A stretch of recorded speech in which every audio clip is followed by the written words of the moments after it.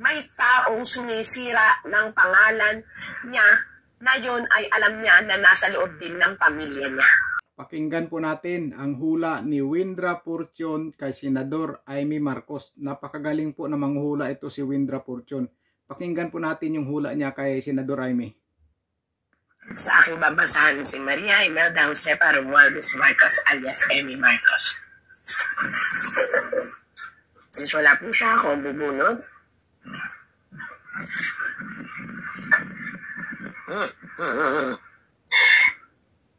Kung naririnig man po ito ni Madam Amy Marcos, kinakailangan po niya ang matinding temperance or yung sinasabi natin na pagpipigil or pag-aayos ng kanyang emosyon. Kasi dito makikita po natin ang isang anghel na tila baga naiipit sa isang sitwasyon kung saan may dalawang panig na parehong malapit sa kanyang puso. Hindi ko siya sinasabi na dahil siya ay Marcos, ang dala siya ng pamilya ng Marcos dahil alam naman natin na siya ay kapatid ng ating Pangulo. Pero masasabi rin dito na siya ay isang kaibigan. At ito ay nagsisacrifice ng... So dito, kinakailangan nyo talaga ng masidhing pag-iisip, masidhing pag-nilay-nilay. Bigay niya ang lahat kung kanino talaga siya papamil. Actually, dito sa sitwasyong ito, sa kanya ako naaawa. Bakit? Kung makikita nyo po, dalawang kupita, dalawang malapit sa puso niya, dalawang sitwasyon ang hindi niya maintindihan kung sino talaga ang kakapitan at lalapitan at kakampihan. Actually, nandun siya sa gitna, parehong malapit sa puso niya. At yun ay pinagninilay-nilayan niya ang lahat ng bagay. Ayan.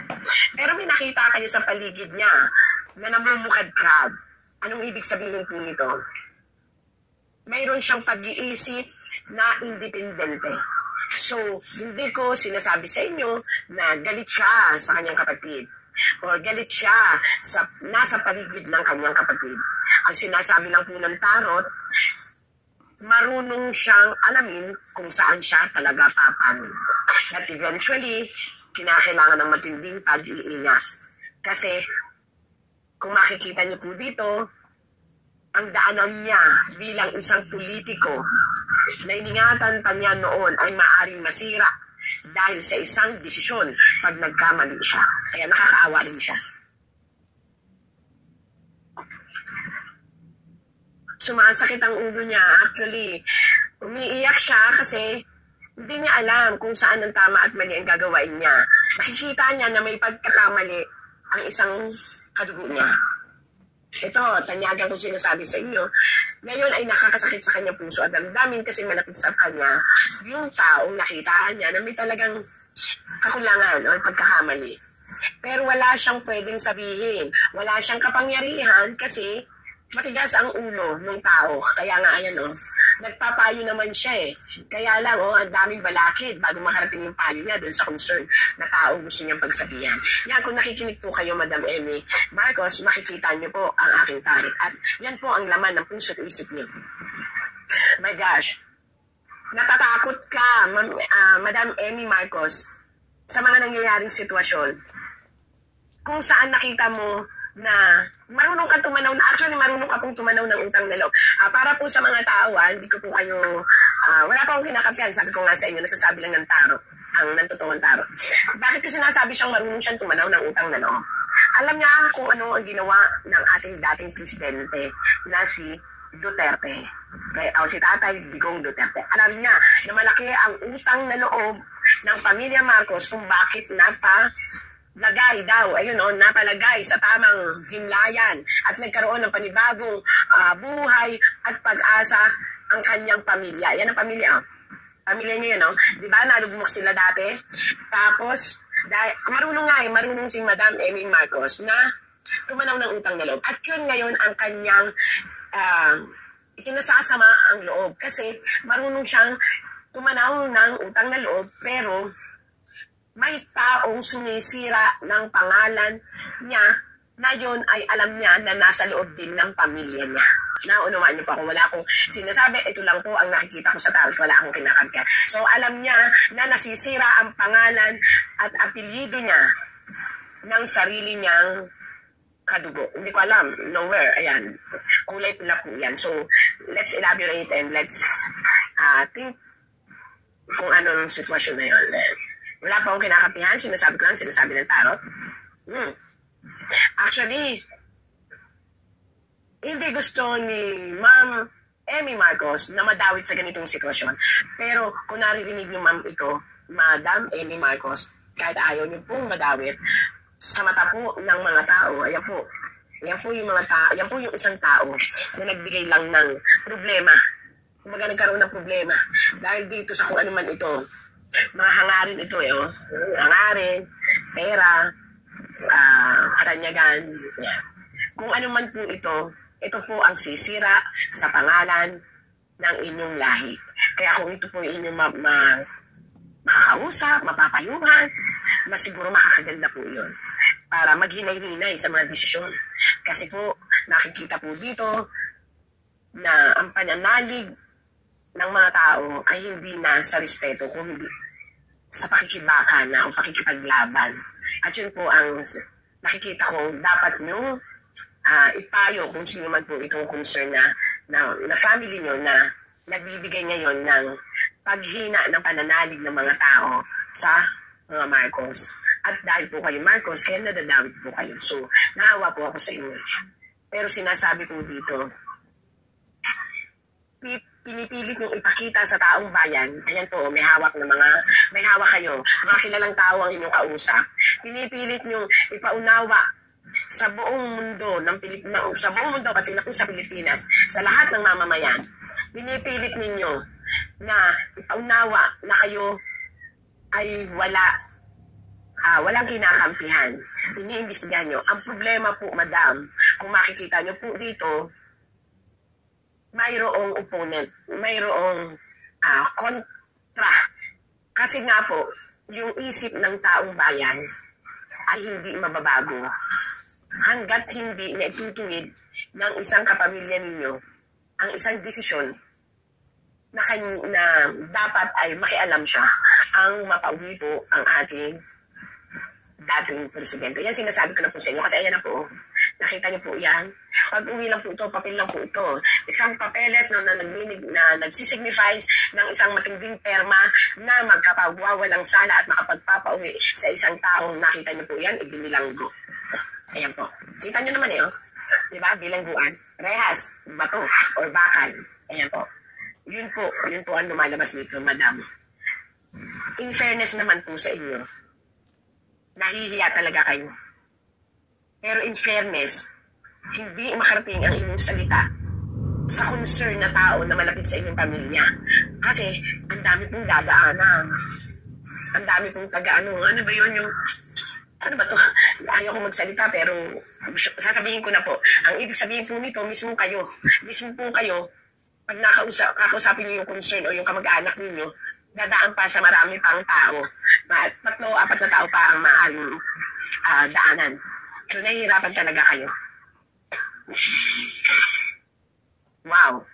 Sa ngayon po, ang iniisip niyo talaga ay kung paano maibabangon ang inyong pangalan na nadamit sa palasyo. Minsan gusto nyo nang lumayo sa sitwasyon. Nagbabalak na kayo na lalayo na lang muna kayo, palalamigin ang sitwasyon. Pero hindi yun, nagbago ang sitwasyon kasi ang gusto nyo ilaban. Ilaban ay pakita sa taong bayan na talagang kayo ay hindi sumasang-ayon sa mga naging desisyon ng palasyo o ng kung sino mang tao na nasa likod ng lahat ng mga kaguluhan sa isipan natin. So naaawa po ako sa inyo kasi gusto nyo ibalik. Naninindigan kayo na maibalik ang ating presidente, dating presidente. Pero hindi kayanin ng powers nyo. Hindi po kaya ng powers nyo. Kasi mismo yung taong kakausapin ninyo ay nakatalikod. Nakatalikod sila. At 3 po silang nakatalikod. Hindi ko alam kung sino po yun. 3 po silang nakatalikod. Ibig sabihin, ay makinig. So blindfolded ka ngayon, madam, kasi masakit man pero bihira. Kaya ganito po ito, dagat. Napakadaming nakikinig, pero napakarami rin ng gustong makialam na hindi naniniwala sa tunay mong propaganda na linawin ang lahat. So, madam, let's face it.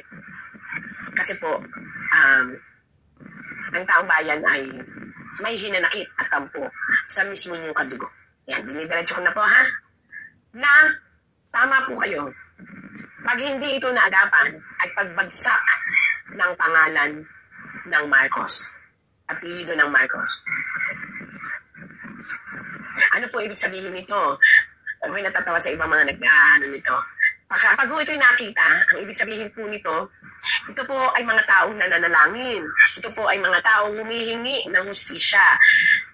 Mga tao na maglilid or mag-iingay na pwedeng makarating sa pinakamataas na tore ng kapangyarihan o paniniwala ng may kapal, ng tao sa may kapal, na maibalik ang nais nila. Madam, alam ko na yun din ang gusto mong mangyari. Yung mga haters, baka sabihin ninyo, ako may kinakampihan, wala pa akong kinakampihan. Binabasa ko lang po ang tarot. Ito po ay ibig sabihin nito ay nananalangin ng mga tao. At ikaw ito, Madam Amy Marcos, ikaw po ito, nagpupumilit kang ipagkaloob ang kanilang mga kabilingan, ang kaliwanagan, ito mga tao, pero wala sa inyo ang back o wala sa inyo ang kapangyarihan. Actually, itinatakwil ka rin ng taong may kapangyarihan para tulungan kang ibigay itong kahilingan ito. Kaya po nakaganyan, ibig sabihin, pagtalikod ng mismong kadugo o pagtatampo ng isang kadugo. Siguro dahil sa ginagawa mong pag-aksyon, kaya kinakatampuhan ka. Kung gusto niyo po, Madam Amy Marcos, na mabuksan ang kaisipan ng mga tao at mawala ang pagdududa, ang sabi po dito, pilitin ninyong makausap ang ating mahal na presidente. Presidente po ito. At kayo ang magpursige, magbigay ng sapilitan na konklusyon na makapagpapaliwanag ng kanyang kaisipan na pakialaman ang sitwasyon hindi lang ng ating pagkakakulong ng ating dating presidente na si Tatay Digong Duterte. Kung hindi, ang kaliwanagan kung ano na talaga ang nangyayari sa palasyo. Ito po ang sinasabi. May mga tao daw pong nawawala sa palasyo na dapat ay magpaliwanag. Hindi ko po alam kung ano at sino sila. Naku, ang daming espekulasyon. Madam, ang dami pong espekulasyon na inyo na lamang palampasin sa tenga ninyo kung sincere naman kayo sa pagtulong upang maibalik at imbestigahan kung sino talaga ang nakalikod ng pagkakakulong ng ating dating presidente na si Tatay Digong Duterte. Kasi po, aminin ko po sa inyo, lalaban kayo kasi karamihan ay hindi naniniwala. Ayun po, nakita ninyo. So, nakita ninyo ang pagtakbo ninyo ay ang daming. Ayun po. Yan, ang daming dapat ninyong suungin. Laban. Ayan po. Ano ang mangyayari? Naku po, Madam Amy Marcos, let us pray na lang po na makuha mo talaga po ang puso ng masa. Marami pa naman po nagmamahal sa iyo, pero dahil nga po sa action ng mga tao na yung iba ay naniniwala na may kinalaman ang iyong kadugo sa sitwasyon ng kay Tatay Digong, ay maaari po humina ang pananalig nila sa iyo. So let us pray na lang po. Kasi malinis naman po ang nakita ko na talagang ginagawa niyo naman. Kaya lang, taong bayan po ang maghuhusga at apektado po ang inyong kandidatura. Hindi ko po sinasabing matatalo kayo, pero marami po ang nagdududa. So alam natin kapag marami ang nagdududa, marami po ang magbaback out na dating ninyong tagapaniwala. Pero kung ako nga po sa mga nakikinig, bigyan naman natin po ng rason na ginagawa naman po ni Madam and ni Marcos ang kanyang magagawa. Ayan po siya, gumagawa po siya ng paraan. Naku, Ito po ay senyales ng isang makulay na kabataan na dala-dala mo hanggang ngayon. Subalit, maaaring matuldukan kung hindi po maliliwanagan ang taong bayan. Yon, napakaganda po ang hula ni Windra Fortune. Magaling po na manguhula yan si Windra. Magaling po yan. Idol ko po yan si Windra Fortune. Kasi yung mga hinuhula niya, nagkatotoo po. Talagang nagkatotoo. Kagaya niyan kay di ba? Kay Amy Marcos. Yung mga sinasabi niya, totoo po sa nangyayari ngayon, di ba? Tugma po sa mga pangyayari ngayon kung ano po ginagawa ni Senador Amy Marcos. Tugma po. Kaya ang sasabihin ko dito, mukhang napakarami pong problema si Amy Marcos ngayon na hinaharap, di ba? Una-una, nag-aaway sila ng kapatid niya. Una-una, yung kandidatura niya, di ba? Tagilid. Buti na lang at inendorso siya ni VP Sara Duterte. Kaya kung hindi, malamang laglag po si Amy Marcos. Kaya marami po siyang kinakaharap ngayon na problema ngayon. Hindi niya makakausap yung kapatid niya dahil marami po daw humahadlang kung gusto niyang kausapin yung kapatid niya. Totoo din po sinasabi ni Windra Fortune. Magaling po talaga na manguhula yan si Windra Fortune. Magaling po yan. Halos lahat po ng sinasabi niya ay nangyayari po o totoo po na nangyayari ngayon. Dahil kung hindi inendorso ni VP Sara Duterte yan si Amy Marcos, malamang po talaga tagilid po talaga siya ngayon sa pagka-senador. Tagilid po. Pero ngayon medyo umaangat na po siya dahil ayan na nga, inendorso siya ni VP Sara Duterte at kay Mayor Isko Moreno o si Yorme. Yan po. Kaya mukhang mananalo po yan si Amy Marcos. Nasa mga 60% po mananalo din po yan si Amy Marcos. Sa tingin ko din po, sa hula ko din po, mananalo po yan si Amy Marcos. Pero 60% lang po. 60 to 70% na mananalo siya. Pero kung hindi siya inendorso ni VP Sara Duterte, malabo po siyang manalo. Hindi po siya mananalo. Yan po ay hula ko lang Hula ko lang po yan. Hula ko lang po din yan. Na kung hindi siya inendorso ni VP Sara Duterte, at kung tuloy-tuloy ang away nila, malabang po talaga hindi mananalo si Amy Marcos. Pero buti na lang at nagkakasundo sila ulit ni VP Sara Duterte at ngayon nga inendorso siya at inendorso rin siya ni Isko Moreno. Tumaas po ang tsansa na mananalo din po si Amy Marcos.